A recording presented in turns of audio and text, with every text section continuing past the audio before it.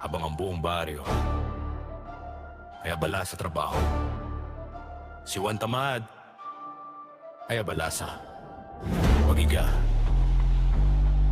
May araw, may init, may gawain, pero si Juan may lilim. Sa ilalim ng puno parang may sariling pwesto. Hindi umuwi, hindi umaalis, permanent resident. Juan, akyatin mo ang bayabas. Tumingin siya sa taas, tumingin sa lupa, ngumiti. Bakit ba? May gravity naman. Habang ang iba ay pawis na pawis, si Juan ay nagpapahinga na parang may medalya sa katamaran. Wala kang mararating, sigaw ng kapitbahay. Sagot niya, may pupuntahan ba?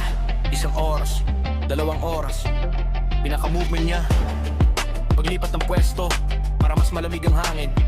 Tapos bigla, isang bayabas ang nahulog diretso sa ulo niya.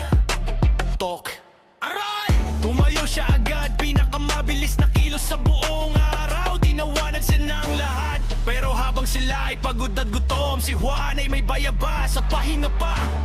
Hindi siya modelo ng sipag, hindi rin siya ehemplo ng disiplina.